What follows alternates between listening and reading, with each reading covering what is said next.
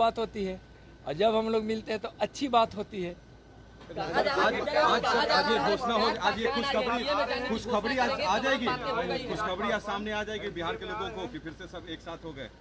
हम देखिए, माननीय रामविलास भैया और भाजपा हमेशा बिहार को या देश को अपनी सेवा से, काम से हमेशा खुश ही रखने का काम किए हैं, समझे ना। या तो हम लोग के स्वभाव में आप लोग चिराग पासवान की कोई मांगे थी, चिराग पासवान की कुछ मांगे थी कि 6 सीटों पर चुनाव लड़ेंगे, उसमें 4 सीटों पर बात बनी है कहा जा रहा है, क्या बात जो है ना, हम लोग की बिगड़ी कब थी से बनने की बात है दोबारा। चलिए, केंद्र में मंत्री बना रहे हैं चिराग जी को, केंद्र में मंत्री बना रहे हैं सब लोग मिलके केंद्र में मंत्री बना रहे हैं चिराग जी को।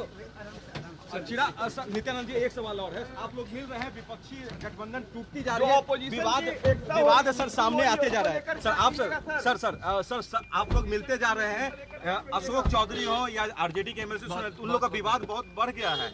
बहुत बहुत धन्यवाद।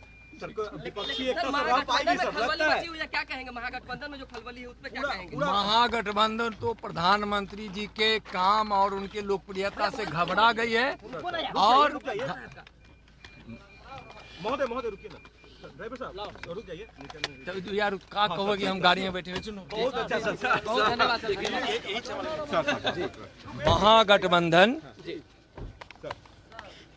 प्रधानमंत्री जी की लोकप्रियता और काम से घबराकर आपस में मेल मिलाप भी कर रही है और टकरा भी रही है। एक सर महागठबंधन का दूसरे सर से इस तरह से टकरा रही है कि आप देख रहे होंगे। यहाँ कोई न नीति है न वहाँ कोई नेता है। नीति, नेता, सेवा, काम, विकास, देश के प्रति दायित्व माननीय प्रधानमंत्री जी से उन लोगों को सीखना चाहिए। माननीय प्रधानमंत्री जी के भगीरथ प्रयास से विकास की गंगा जन जन तक पहुंच रही है। नेता उधर एकजुट होने की कोशिश कर रहे हैं और पूरे देश की जनता, बिहार की जनता 2024 में माननीय प्रधानमंत्री नरेंद्र मोदी जी को तीसरी बार भारी बहुमत से प्रधानमंत्री बनाने के लिए एकजुट हो चुकी है। और वह सारा विपक्ष यानी महागठबंधन घबरा गई। पिछली विपक्षी में जो है, पिछली बार जब विपक्षी दलों की बैठक हुई उसमें जो है कई बड़े दावे किए गए। इस बार भी जो है बेंगलुरु में बैठक होने जा रहे हैं, कहा जा रहा है कि 300 पार होगा। क्या कहेंगे? खुल के चुनौती दे रहे हैं सर। लोकतंत्र में जनता के पास ताकत होती है और जनता भ्रष्टाचारियों को, परिवारवादियों को, घोटालेबाजों को और समाज में उन्माद फैलाने वालों को, अपराधियों को संरक्षण देने वालों को कभी पसंद नहीं करती है। बिहार और देश की जनता विकास चाहती है, भ्रष्टाचार मुक्त बिहार और भारत चाहती है। विकास की गंगा माननीय प्रधानमंत्री नरेंद्र मोदी जी बहा रहे हैं और भ्रष्टाचार मिटाने का संकल्प भी उनका है। आज तक केंद्र सरकार यानी माननीय मोदी जी की सरकार में कोई भ्रष्टाचार नहीं हुआ। बाकी जितनी भी सरकारें हैं या पहले भी केंद्र में जो सरकार रही है और अभी में भी विपक्ष में जहां जहां की सरकारें हैं, सब भ्रष्टाचार में लिप्त है।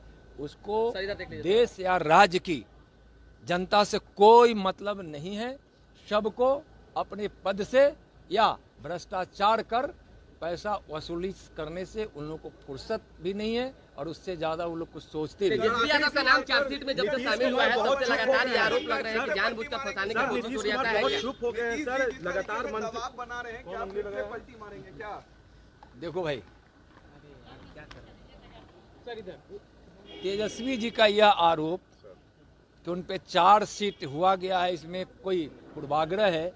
एक बात बताइए, आप लोग हैं, हम आप लोग से ही पूछते हैं और तेजस्वी जी से ही पूछना चाहते हैं कि क्या कोई घोटाला करेगा, भ्रष्टाचार करेगा, कोई नौकरी के नाम पर जमीन ले लेगा, कोई पैसा ले लेगा और यह कानून का उल्लंघन करेगा, तो क्या कानून का हाथ वहाँ तक नहीं पहुँचेगा? स्वतंत्र इकाई है।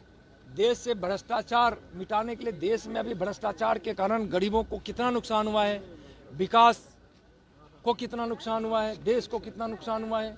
तो क्या यह भ्रष्टाचारी यही चाहते हैं कि कानून हम तक नहीं पहुँचे और हम बड़े ओहदे पे रहने वाले लोग हैं तो हम तक कानून नहीं आए और हम भ्रष्टाचार लगातार करते रहें और हमको कोई कुछ कहे नहीं। यह देश का कानून है, भ्रष्टाचारियों को अब नहीं छोड़ेगा।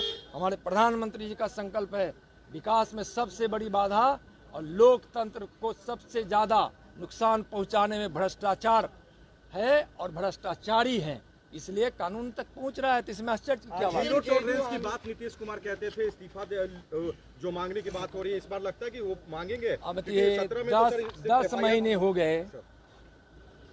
अभी आंकड़ा मैं आपको लगभग बता रहा हूं, चूंकि वह आंकड़ा मेरे पास नहीं है, ऊपर नीचे थोड़ा हो सकता है, लेकिन यहाँ लगभग 2,500 लगभग 2,500 के आसपास हत्या और संदिग्ध मौत, कई सौ माँ बहनों के साथ बलात्कार, सामूहिक बलात्कार, लगातार डकैती, अपहरण, चोरी की घटना, गोलीबारी की घटना। बिहार में अब तक 5,000 से ज़्यादा आपराधिक घटना इस 10 महीने में हुए। लोग भयभीत हैं, बच्चे स्कूल में जाने से भय खा रहे हैं। आज शाम के बाद कोई निकलना नहीं चाहता है, अपराधी खुलेआम घूम रहे हैं। सरकार के लोग और सरकार उनको संरक्षण दे रही है। क्या है यह? सुशासन है। भारतीय जनता पार्टी जब रही है नीतीश जी के साथ सरकार में या एनडीए की सरकार रही है, हमेशा अच्छी सलाह दी है और अच्छा काम करवाने की कोशिश करती रही है। तेजस्वी का सर इस्तीफा मांगा जाएगा तो फिर नीतीश कुमार स्वीकार करेंगे, क्योंकि 17 में तो उन्होंने सरकार गिरा दिया। देखिए भाई, अब नीतीश जी क्या सोचेंगे, लेकिन नीतीश जी के विषय में बिहार की जनता सोच ली है कि उनको अब सत्ता में न लाना है न उनके बात में रहना है। मोदी हमारे नेता है, मोदी हमारे विकास के रूप हैं, मोदी हमारे सम्मान के स्वरूप हैं, हमारे न्याय के स्वरूप है, गरीब के मसीहा है। अब उनकी बात कौन मानेगा? कोई नहीं मानने वाला है। और जहाँ इस्तीफा देने की बात है, तो आज छात्रों के साथ, शिक्षकों के साथ कितना अन्याय हो रहा है। आज 20 लाख की नौकरी कहाँ गई? 10 लाख तेजस्वी जी पहली कलम से दे रहे थे और नीतीश जी भी दे रहे थे। एनडीए की सरकार रहती तो अब वादा हम लोग अब तक पूरा कर लिए रहते। तो 20 लाख की नौकरी कहाँ गई? उनको तो इस्तीफा देना चाहिए और इस्तीफा ही नहीं देना चाहिए, उनको तो राजनीति से बिल्कुल दूर हो जाना चाहिए, इसलिए कि उनसे बिहार संभल नहीं रहा है। शिक्षक पे लाठीचार्ज, छात्रों पे लाठीचार्ज, लोगों पर लाठीचार्ज, अपराधियों द्वारा गोलियों की बौछार, भय का वातावरण, बिहार से पलायन, बढ़ती हुई बेरोजगारी। ऐसी कोई सरकार होती है क्या? बहरी और गूंगी सरकार है। सर एक अंतिम सवाल है, चिराग के एनडीए में आने से कितना मजबूत होगा एनडीए? बिहार में भाजपा कितनी मजबूत होगी? एंट्री तो नहीं ना अब बीजेपी में, ये माना जाए नीतीश कुमार की। अरे भाई, चिराग जी हमारे मजबूत नेता है। चिराग जी मजबूत नेता है, इसमें कहाँ दो मत है। तो चिराग जी मजबूत नेता है हमारे और अच्छे मजबूत नेता है। इनके पिताजी ने एक सुलझी हुई राजनीति की है, वह विरासत इनको मिली हुई है। चिराग जी हमारे मजबूत नेता है। मंत्री बनाने को लेकर आप लोग प्लान कर रहे हैं क्या सर? चिराग जी बहुत अच्छे और बहुत मजबूत नेता है, अपने पिताजी के विरासत को अच्छी तरह से संभाला है। चलिए बहुत धन्यवाद। देखिए केंद्रीय गृह मंत्री नित्यानंद राय, राजू